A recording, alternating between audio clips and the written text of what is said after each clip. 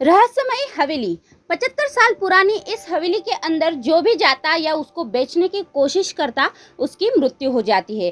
पर ऐसा क्यों होता है, जानने के लिए ये कहानी पूरी सुनिए।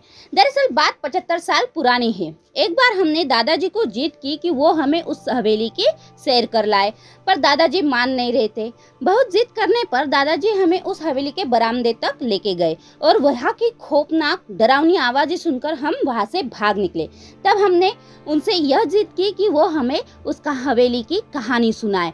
ये हवेली बहुत आलीशान थी। 125 कमरे, बहुत बड़ा दरबार हॉल था, बड़े बड़े झूमर लगे थे। अब सभी जगह धूल और जाले लगे थे। कई सालों से वहाँ के ताले टूटे नहीं थे। दादाजी इस हवेली की कहानी सुनाने लगे। 75 साल पहले ये हवेली जमींदार राघवेंद्र सिंह की थी। उनके दो बेटे थे, बड़ा बेटा वीरभद्र सिंह और छोटा बेटा जयेंद्र सिंह। वो उनके साथ रहते थे। वीरभद्र सिंह अपने पिता का जमींदारी का काम संभालते थे और जयेंद्र सिंह हायर एजुकेशन के लिए विदेश गए हुए थे। अच्छी खासी खुशहाल जिंदगी चल रही थी। बस एक दिन उनके घर को ऐसा ग्रहण लगा कि सब खत्म हो गया। वीरभद्र सिंह अपने फैमिली के साथ शहर से वापस लौट रहे थे। साथ में उनकी माताजी सावित्री देवी भी थी। आते वक्त पहाड़ों पे कार का बैलेंस छूट गया और कार सीधा खाई में जा गिरी थी।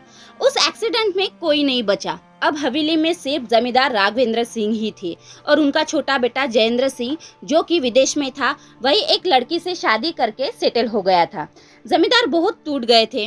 उनके दूर के रिश्तेदार, बहन, बहनोई और भांजे आकर उनके साथ रहने लगे और उनके दर्द में शामिल होने लगे।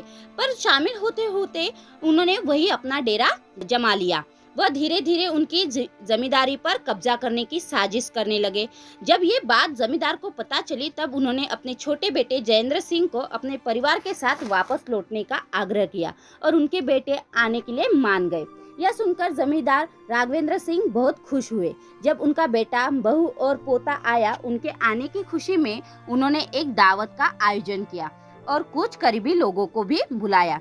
जब आधी रात को सब खा पी कर नशे में धुत थे, तब जमींदार के भांजे ने तलवार से सभी का खून कर दिया।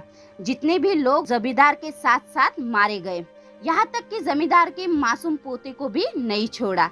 इस घटना से कुछ ही महीने बाद बहन, बहनई और भांजे की अकाल मृत्यु हो गई उसी हवेली में। कहा जाता है कि आज भी उस हवेली में आत्माओं का वास है, क्योंकि एक बार एक ब्रोकर ने लालच में आकर उस हवेली के नकली कागजात बनाकर उस हवेली को बेच दिया था। पर कुछ ही दिनों में उसकी मौत हो गई थी और उस हवेली में शूटिंग करने आए लोगों की भी मौत हो गई थी।